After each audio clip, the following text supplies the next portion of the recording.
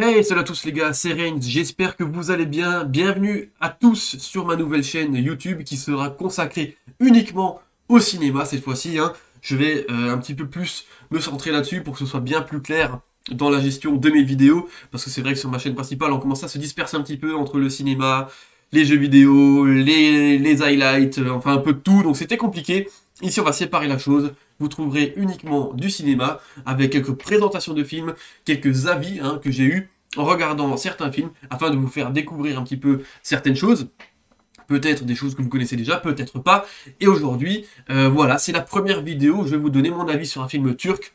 J'ai lancé le sujet un petit peu sur ma chaîne principale avec Bashkin de Can Evrenol. Aujourd'hui, on est sur une deuxième œuvre de ce même réalisateur qui s'appelle Housewife, et je vais vous parler de ça tout de suite.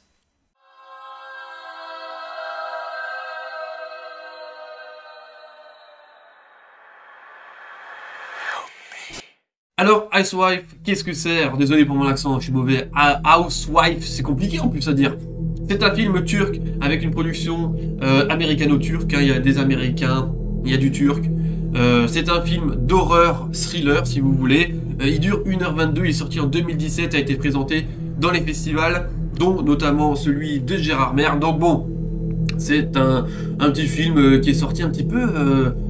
Voilà, sous les radars, comme ça personne n'en a parlé vraiment, pas très connu, et je dois admettre que moi je suis tombé dessus uniquement parce que j'ai regardé Bashkin avant. Voilà, tout simplement parce que je me suis dit tiens, qu'est-ce qu'il a fait d'autre sur le réalisateur, parce que Bashkin, vous l'avez vu sur ma chaîne principale, c'est un film que j'ai beaucoup apprécié. J'ai voulu m'intéresser à la filmo de ce gaillard, et je suis tombé sur ce film-là qui est donc sorti en 2017, 2 ans après, et je vais vous expliquer un petit peu de quoi ça parle. Alors, on va suivre Holly, qui est à l'époque âgée de 7 ans, donc au début du film, on va voir une petite scène d'entrée. Elle est très jeune, c'est une toute petite fille, et Holly est le témoin du meurtre de sa sœur et de son père, par sa propre mère, qui est apparemment un petit peu dérangée là. Il y a un petit souci, on sent le rituel, on sent le truc, c'est bizarre.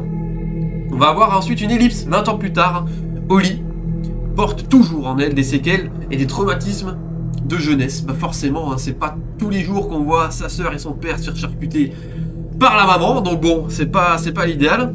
Et elle est victime de cauchemars à répétition, elle demeure incapable de faire la part entre le rêve et la réalité. Là, moi ça m'a intrigué, je me suis dit rêve, réalité, cauchemar, ça me fait penser un petit peu à Bashkin avec tout ce truc, on sait pas si c'était surnaturel ou pas. Je me suis dit tiens, on est peut-être dans la même veine, donc j'ai regardé ça. Et un jour, elle va rencontrer un célèbre médium qui prétend pouvoir lui venir en aide. Jusque-là, pourquoi pas? Ça me tente bien, ça semble plutôt sympathique. 1h22, déjà petit couac. Eh oui, je vous le lance tout de suite dans le mille. 1h22, ça semble un petit peu... Ça laisse paraître un petit peu le film sans trop d'ambition. Alors je me suis dit pourquoi pas, s'il est aussi vénère un petit peu que Bashkin, aussi actif comme ça et très bien rythmé, pourquoi pas?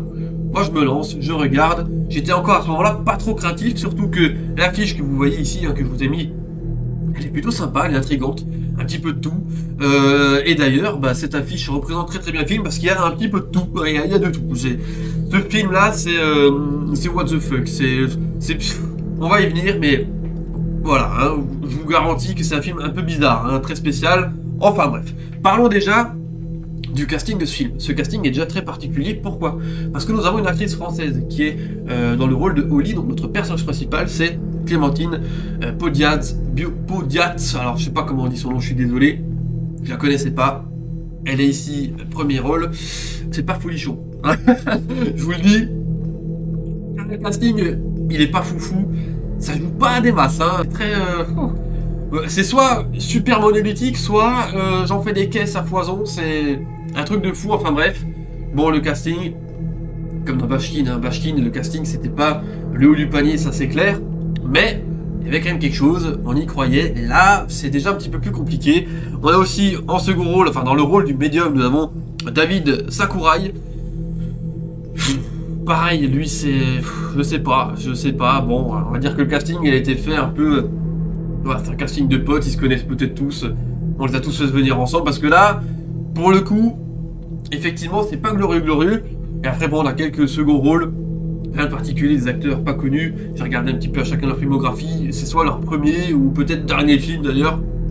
Ils n'ont pas fait grand chose, je vais pas m'attarder dessus. Parce que vraiment, les deux rôles importants sont celui de Holly et de Bruce, le médium.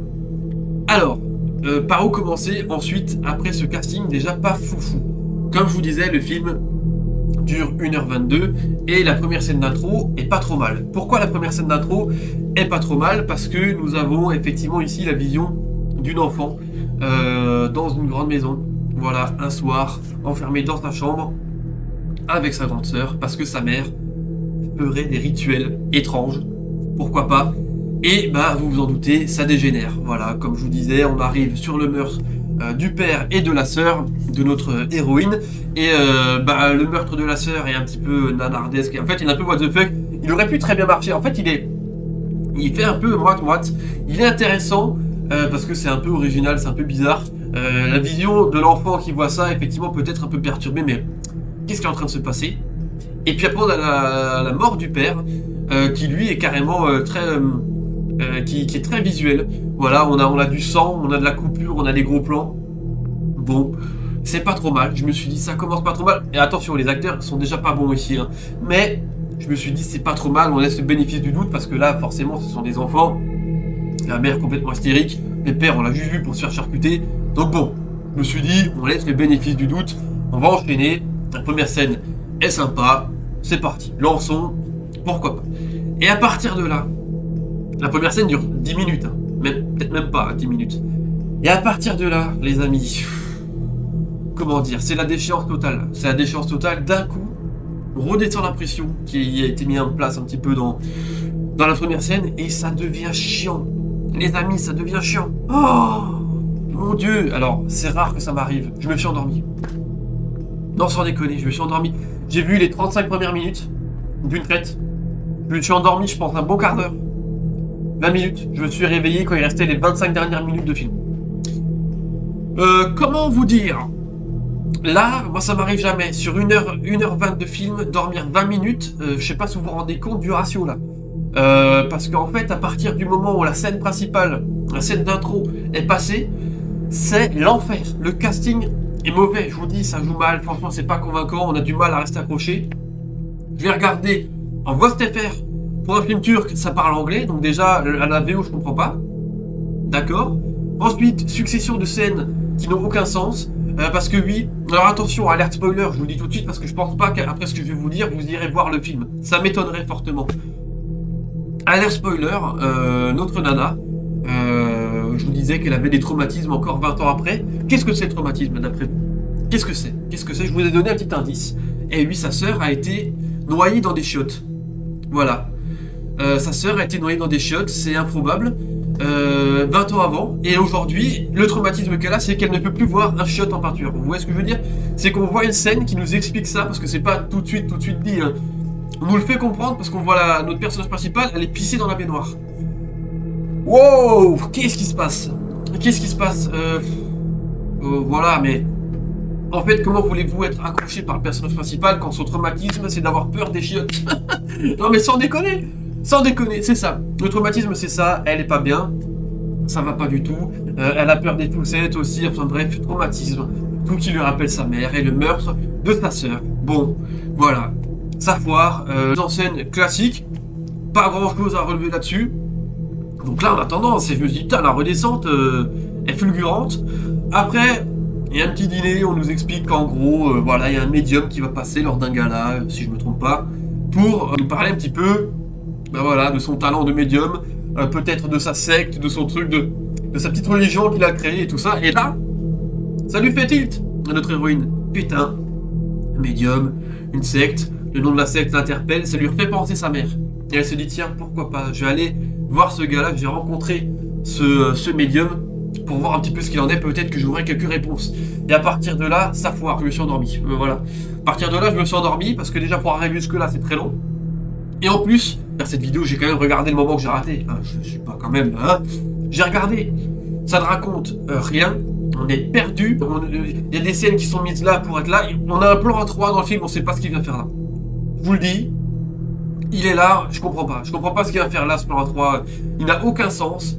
Il a été mis là peut-être pour rattraper le spectateur. Qu'est-ce qui se passe là? Qu'est-ce qui se passe? J'ai raté un truc. Eh ben oui, j'ai dû rater un truc parce que je comprends pas ce qu'il vient faire là, ce plan à 3. Ça n'a aucun sens. Pareil, les acteurs, bah, plus ça avance, plus ils en ont rien à foutre, j'ai l'impression, c'est incroyable. Et on arrive, après ça, un peu, si vous voulez, à la scène finale. Et là, la scène finale, les amis, accrochez-vous. Alors là, la scène finale, moi, je me redresse sur ma chaise parce que là, parce que, figurez-vous, je me suis réveillé vraiment au début de la scène finale. Donc, quand on en est arrivé là, je me suis dit, qu'est-ce qui se passe? Parce que scène finale, d'un coup, c'est violent, c'est gore, c'est what the fuck, c'est surnaturel, il y a tout d'un coup. Ils sont tous mis à la fin, en mode, bon, allez, t'as attendu, on est d'accord, t'as attendu 1 heure, il s'est rien passé. Bam, on te met tout à la fin. Moi, je me réveille à ce moment-là. Vous comprenez bien que là, pour moi, c'est terrible désillusion. Je ne comprends pas. On a du coup de parapluie qui fait super mal pour charcuter la gueule d'une meuf. On a du dépeçage. Hein. On coupe le visage d'une vieille avec un gros couteau. Couteau d'ailleurs avec un plan qui fait penser à Bashkin. Bon, on sent quelques références quand même, mais bon. Là, dépeçage de gueule, hurlements horribles qui font saturer les micros. Qu'est-ce que je peux vous dire de plus? Un mec qui met justement un masque avec la peau préalablement découpée. On a tout ça, on a un petit rituel, des gosses en capuche, style moine, complètement glauquissime, qui rentrent dans la maison. On fout notre personnage principal à poil, donc totalement à poil, plan nibar, plan fesses, tout, on voit tout. Pourquoi cette scène? Bah pour la mettre enceinte. Bah merde alors. Bah oui. Et vous y attendiez pas. Bah moi non plus. On sait pas d'où ça sort cette histoire. C'est nawak. Bon. Mais attendez, elle est enceinte. On n'a pas eu une scène de sexe ou quoi que ce soit. Hein. C'est pas le plan A3 de tout à l'heure qui a foiré. Hein. Non. On a le mec, visage ensanglanté avec de la peau greffée là, de la peau qu'il a coupée avant, qui va mettre sa main au-dessus du nombril de notre héroïne, et d'un coup ça pousse, d'un coup on a une scène où on voit le ventre qui gonfle, ça bouge à l'intérieur, on comprend pas ce qui se passe, c'est what the fuck. On a un plan hideux, horrible, de l'intérieur du ventre, voilà, vers la sortie. Bon, je vous le donne dans le mille, c'est insupportable, c'est what the fuck, c'est gore, ça n'a aucun sens. Le bébé qui sort, je vous le dis, vous regarderez pas ce film. Enfin, en tout cas, évitez. Sauf si vous voulez vous taper une barre. Hein. Mais attention, commencez à partir de 1 heure de film, sinon vous vous faites chier. Là, le bébé il sort, il est dans un œuf, dans un style de cocon, comme ça n'a aucun sens. Pareil, pensez à Alien, il sort, il est ignoble. On comprend pas. Elle, d'un coup, elle est apaisée, elle est contente, elle a son petit bébé. Mais qu'est-ce que c'est que cette histoire? Mais qu'est-ce que c'est que cette histoire, les amis? Mais qu'est-ce que c'est?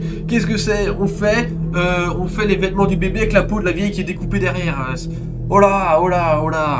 Oh, ça joue de la cornemuse à un moment, ça s'ouvre dans une corne là pour rappeler, je sais pas, la divinité, Satan, je sais pas, qui est en lien avec ce rituel.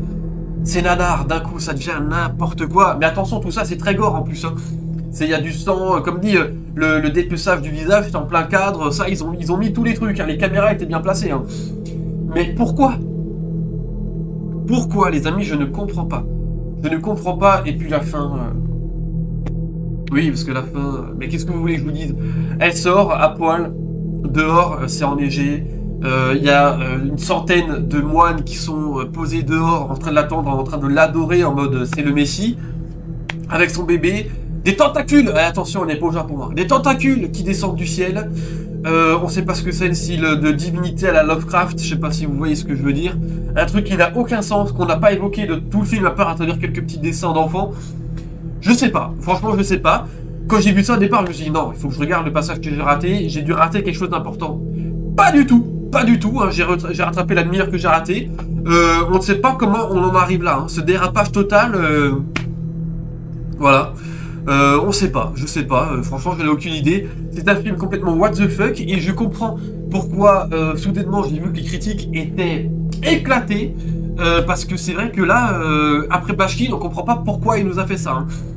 Je soupçonne, et oui, le petit côté de la production américaine qui a dû mettre son nez dedans et qui a voulu faire quelque chose de bizarre, je sais pas. Puis là, c'est dégringolade totale, ça n'a pas de sens, donc je comprends peut-être mieux pourquoi après Bashkin on n'a plus vraiment entendu parler de Chan Evrenol. C'est dommage parce qu'il était bien parti je pense, alors peut-être qu'il nous sortira d'autres choses, peut-être qu'il a fait d'autres films qui sont très bons, hein. Mais celui-là il m'a terriblement déçu du coup, j'ai pas été conquis, et pour dire c'est super rare que je m'endorme devant un film, donc là c'est que c'était très bas, donc bon, je vous le conseille pas. C'est la première critique que je fais sur cette chaîne, et cette fois-ci pour un film que j'ai pas vraiment kiffé et que je vous déconseille. Je pense qu'on va avoir du lourd sur cette chaîne. En tout cas, j'espère que les prochains films que je vais regarder seront mieux que ça. J'espère que cette vidéo d'ailleurs sera un disclaimer pour vous en mode n'allez pas regarder ce film, ce n'est pas la peine, vous risquez de perdre votre temps parce que j'ai vu très peu, mais quasiment pas de critiques positives sur le film. Que ce soit sur les différents sites, chez nous, à l'étranger, sur des sites spécialisés dans l'horreur et tout, quasiment personne n'a donné une critique positive au film et je peux le comprendre parce qu'il est soporifique. C'est incroyable, c'est dommage, j'espère que cette petite vidéo, comme dit, vous empêchera de commettre l'erreur de regarder ce film. Si vous l'aviez vu, dites-moi dans les commentaires ce que vous en avez pensé, parce que je suis quand même assez curieux de voir s'il y a des avis positifs. Et puis en attendant, on se retrouvera très prochainement pour de nouvelles vidéos, j'espère sur des films bien meilleurs. En attendant, je vais vous laisser là, c'était Reigns, portez-vous bien, allez, ciao ciao.